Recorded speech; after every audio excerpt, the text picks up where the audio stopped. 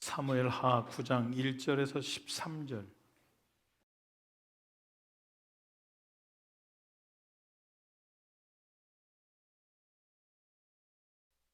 우리가 세상을 살아가면서 많은 것들을 먹고 삽니다. 밥뿐만이 아니라 귀로 들어서도 먹고요, 눈으로 보아서도 먹습니다. 그래서 먹방 보잖아요. 그런데 그냥 먹는 것보다 뭘 먹었느냐보다 정말 중요한 건 내가 누구랑 지금 먹고 있느냐라는 거죠. 이게 정말 중요합니다. 예수님의 식탁 이야기도 사실은 그 얘기입니다. 누구랑 먹었느냐. 오늘 성경에 나오는 사무엘하 9장에 나와 있는 무비보셋이라고 하는 아이는 이런 아이입니다. 사울의 손자이고 사울의 아들인 요나단의 아들입니다. 그런데 사울 왕이 전투에서 아들과 그리고 요나단과 함께 2명 다 사망하죠. 블레셋 군대가 계속해서 밀고 들어오니까 이제 만약에 그 집안에 살아있는 사람이 있으면 이건 처참하게 당할 일이 너무 뻔합니다. 그래서 사울 왕가에 있던 유모였던 한 여인이 이 요나단의 아들, 독자인 요나단의 아들을 데리고 도망치기 시작합니다. 요단강을 건너서 반대편으로요. 근데 얼마나 급박하고 놀라서 도망쳤는지, 두려움에 떨면서 도망쳤는지 이 아이를 안고 뛰다가 떨어뜨렸어요. 그리고 이 아이가 2다리가 부러져서 절름발이가 됩니다. 그 아이가 5살 때였거든요. 그리고 평생을 숨어 삽니다. 이 아이 이름이 무비보셋이거든요. 근데 이 아이 이름 뜻이 뭐냐면 입에서 부끄러움이 나간다라는 뜻이에요. 말할 때마다 너는 부끄러운 말만 한다라는 뜻. 여러분, 이런 이름이 어디 있어요? 부모가 자식 이름을 지으면서 너는 말할 때마다 부끄러움, 안 좋은 말만 나온다. 그렇게 지을 부모가 어디 있어요? 그런데 왜 그랬나 가만히 살펴보면 블레셋 그리고 사울 왕가의 숙적과 같은 다윗을 피해서 숨었던 유모의 마음에는 자기가 데리고 도망친 이 무비보셋이라고 하는 이 5살짜리 꼬마가 누구에게도 요나단의 아들 사울 왕가의 손자라고 하는 것을 들키고 싶지 않았던 거죠. 그래서 이름을 바꿨을 거라고 추측합니다. 본래 이름은, 학자들에 따르면 본래 이름은 무리바알, 바알이라고 그러니까 무조건 우상 바알이 아니라 사실 바알은 그때 당시에는 신을 말할 때 바알이었거든요. 뜻을 보면 하나님이 나의 변호자라고 하는 뜻이에요. 이 말이 진짜 옳을 것 같지 않으세요? 하나님이 나의 심판자 다니엘, 하나님이 나의 변호자 무리바알. 그런데 그 이름을 숨겨버리고 이 아이를 보호하고 싶은 마음에 결국 무비보셋, 너는 입을 열 때마다 부끄러움만 쏟아진다라고 하는 이름으로 바꿔서 절름발이로 데리고 사는 거예요.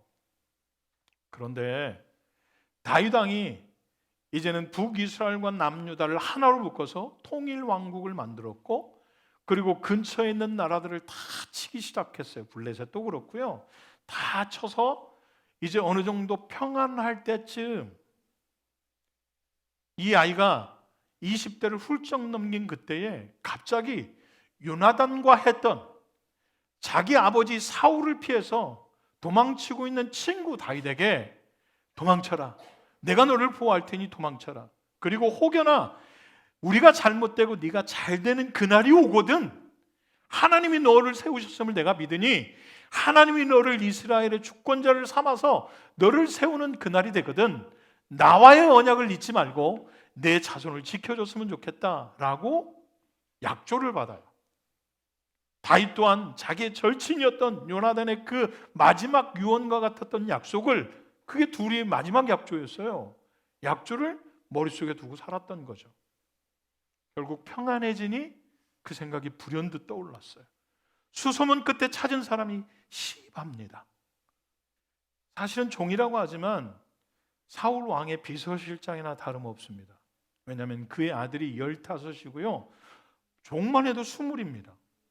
이건 그냥 종이 아닙니다. 종들의 우두머리, 비서실장이나 다름없었죠.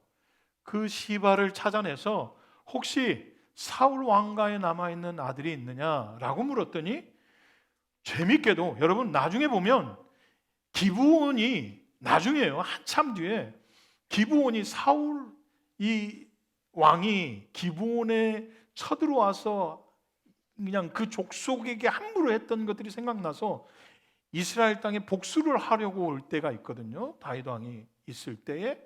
그래서 다윗 왕이 친히 가서 말립니다. 왜 그러냐? 왜 지금 우리나라에 와서 이렇게 함부로 하려고 하냐라고 했더니, 사울이 옛날에 우리나라에 와서 우리 족속을 함부로 했던 적이 있다. 싸그리 멸절시키려고 했던 적이 있다.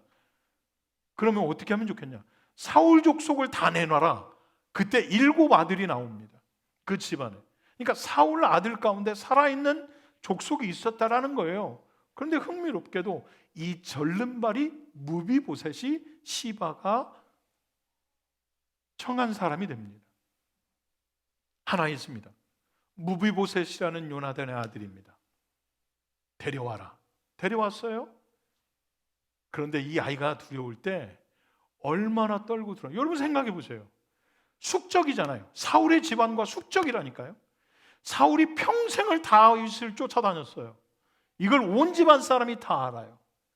요나단만 그의 편이었지 온 집안 사람이 다 알아요. 그런데 나중에 다윗이 통일왕국을 만들고 그 힘이 막강해졌을 때에 하필이면 무비보셋을 찾고 있다는 걸 시바를 통해서 들은 거예요. 그러니 얼마나 두려웠겠어요. 가면 죽을 수 있다. 그래서 이 아이가 다윗 앞에 왔을 때 두렵고 떨어요. 그래서 다윗이 7절에 뭐라 그래요? 우리 7절 한번 보세요.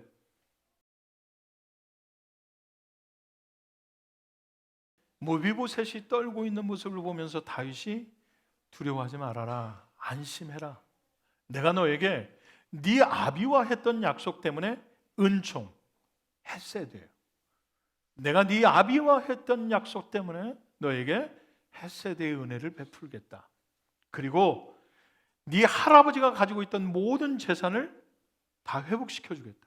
여러분 이거 어마어마한 거거든요. 더 나아가서 너는 내 상에서 함께 떡을 먹게 될 것이다. 밥을 같이 먹을 수 있을 거라는 거예요. 그리고 쭉 보면 11절에 무비보셋은 왕자 중 하나처럼 왕의 상에서 먹으니라. 13절에도 무비보셋이 항상 왕의 상에서 먹음으로 예루살렘에 사니라. 여러분 엄청난 특권이에요. 요단강을 넘어서 도망쳤던 그 무비보셋, 절름발이가 아니에요. 오늘 본문에 보면 이 아이가 절름발이라고 하는 표현이 2번이나 나오거든요. 3절, 13절에. 그런데 이 절름발이라고 하는 것이 유대 사람들의 전통에 따르면 몸이 상한 것, 몸에 병든 것은 하나님의 저주나 혹은 하나님의 복을 받지 못함으로 인하여서 얻어진 결과라고 봤어요. 그렇죠? 그래서 함부로 하나님의 일들에 관여할 수도 없었고 제사 드리는 거에는 더더욱 그랬어요. 그래서 나가서 내 상을 채우되, 내 잔치를 채우되 처음 사람들이 어떤 사람 병든 자, 소외된 자, 절름발이와 같은 자라고 한 거예요. 이 사람들은 들어오면 안 되는 자리라고요. 그런데 그 사람을 왕의 식탁에 앉히겠다라는, 왕자 중 하나처럼 되게 하겠다라는 거죠. 도저히 받을 수 없는 은혜예요. 누려서는 안 되는 은혜. 유대의 전통에 따르면 이 아이는 왕의 식탁에 참여할 수 없는 아이예요. 그냥 사울 왕의 자손이라는 거 말고, 사울 왕의 자손이라는 거 말고요, 혹은 내 아빠의 친구 다윗이 왕이라는 거 말고도 그 아이가 절름발이라고 하는 것만으로도 유대의 문화에 따르면 그 아이는 왕의 식탁에 앉을 수 없을 뿐더러, 왕의 식탁이라고 말하는 것은 결국 왕자 중 하나처럼 되어서 왕가가 된 거잖아요.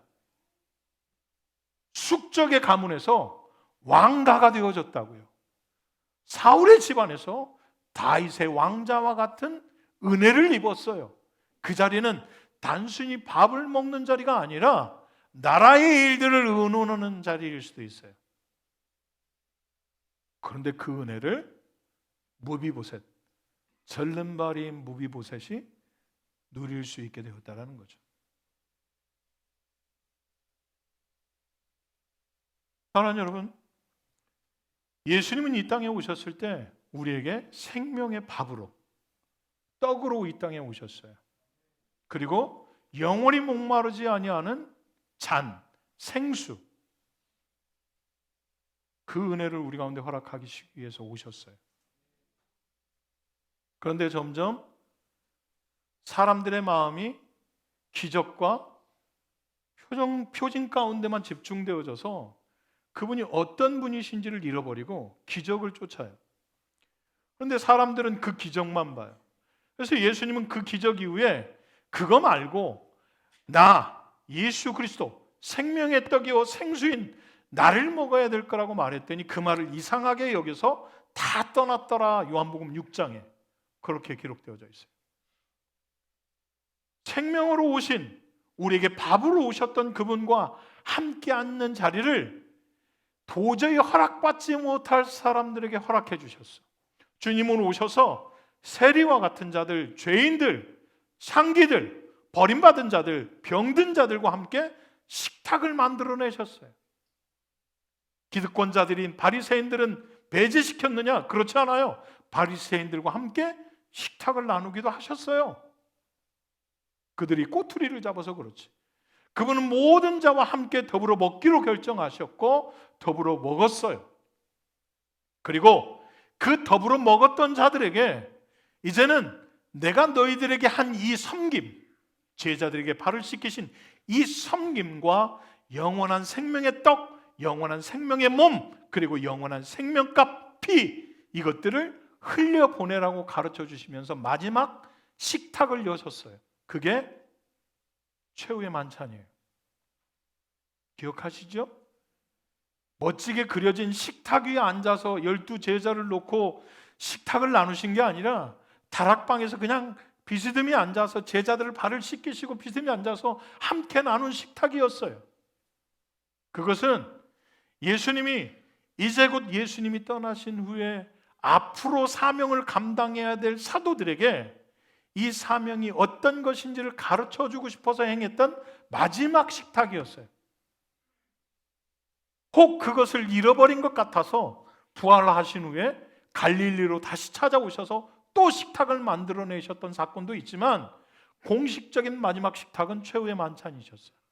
그곳에서 섬기셨고 생명의 떡과 생명의 피, 그것을 나누셨다고요. 그 사명을 모든 백성에게 흘려보내기로 선택된 이 사도들, 그리고 흘림받은 사람들이 모여있는 공동체가 곧 교회였어요. 예수님의 식탁, 교회 공동체. 그 예배만 드리면 되지 식탁이 무슨, 여러분 그렇게 쉽게 생각할 수 있지만 사실 식탁이 주는 의미는 너무나 컸어요. 예수님과 함께 예수님의 것들을 배우고 싶어서 모인 사람들의 식탁, 그것이 교회였다고요. 처음에는 그것이 잘 흘러갔어요. 그런데 점점 이 사람들이 다른 것들에 집중하기 시작했고 먼저 믿은 자들 혹은 힘을 가진 자들, 직분을 가진 자들과 패가 나눠지면서 이제는 예수 그리스도 그 구원의 은혜, 절름발이와 같은 자들, 버려진 바 죽은 개와 같은 자들에게 초대받았던 이 식탁, 왕의 식탁이라고 하는 것은 잊어버리고 헷세대의 은혜는 사라지고 다른 것들이 자꾸 등장하게 되어지는, 기적을 바라거나 복을 바라거나 혹은 자기의 행복을 바라거나 다른 것들을 바라는 것이 교회의 식탁 안에 반찬으로 자꾸 놓여지기 시작한 거죠. 그게 지금의 교회가 아닌가 싶어요. 생명이시고 우리에게 생수이신 예수 그리스도, 그리고 구원의 은혜라고 차려졌던 그 식탁은 사라지고 자꾸 다른 것들이, 그냥 지금 먹어서 배부르고 지금 먹으면 기분이 좋아질 것 같은 인스턴트 음식과 같은 것들이 주식이 되었어요. 하지만 여러분, 교회의 메뉴는, 메인 디쉬는 헤세드이신 하나님의 은혜예요. 도저히 받을 수 없는 절름발이와 같은, 죽은 개와 같은 저와 여러분들에게 하나님이 상으로 초대하시는, 나와 여러분들은 감히 상상할 수 없는 하나님의 나라에 대한 꿈을 같이 꾸게 하시는, 그 기업을 영광스럽게 받아 누리는 왕의 식탁 가운데 초대받은 것이 헤세드의 은혜란 말이에요. 그런데 어느 순간인가 이 교회 안에 편견이 있고 이기가 있고 탐욕이 있고 그것들이 특세하는 교회가 생겼어요. 목사는 목사대로, 직분자는 직분자대로 자기 배불리, 자기 먹는 것에, 자기 누리는 것에 조금 더 사랑하고 조금 더 섬기라고 마지막 만찬을, 마지막 식탁을 우리 가운데 본으로 보여주셨는데, 너희들도 이와 같이 하라고 보여주신 그 마지막 식탁, 예수의 식탁, 그렇게 차려진 교회라고 하는 공동체가 탐욕과 이기심과 편견과 자기라고 하는 중심으로 채워져서 정말로 메인 디시는 사라져버리고 자꾸 다른 만찬들이 득세하는 이런 테이블이 되더라는 거예요. 사랑하는 여러분, 지금 여기 앉아있는 저와 여러분들은 왕의 식탁 가운데 초대받은 자들이에요. 무비보셋 혼자가 아니었다니까요. 사울의 가문 가운데 살아있던 자는 무비보셋 말고도 많이 남아있었어요. 그런데 이 은혜를 입은 것은 하필이면 절름발이 누구에게 가서도 말할 수 없고 꼭꼭 숨어 있어야 되는 어둠의 세상 가운데 살고 있었던, 누구도 인정하지 않고 그에게는 늘 편견이 따라다니던 무비보셋, 저와 여러분 같은 사람이었다. 어둠에서 빛으로, 사망에서 생명으로 옮겨진 이 은혜가 무비보셋에만 있는 것이 아니라 예수 그리스도의 핏값으로 지불하시고 예수 그리스도가 값을 내셔서 차려주신 교회라고 하는 식탁에 저와 여러분들이 초대받은 거예요. 죽은 개와 같이 아무짝에도 쓸데없어서 누군가는 버려내고 누군가는 저 한쪽 구석에 몰아넣어서 벌레가 먹고 썩어 문드러져도 아무렇지 않은 죽은 개와 같은 존재들인 저와 여러분들에게 하나님의 은혜, 그 헤세드의 은혜가 주어져서 오늘 다윗은요, 내가 그 사울의 집안에 은총을 베풀겠다라고 하는 말을 계속 반복해요. 교회라고 하는 식탁은 세상하고 달라야 돼요. 잘 배우고 못 배우고도 없고 잘나고 못나고도 없고요, 많고 적음도 없어요. 아프고 안 아프고 병들고 안 병들고의 문제가 아니라고요.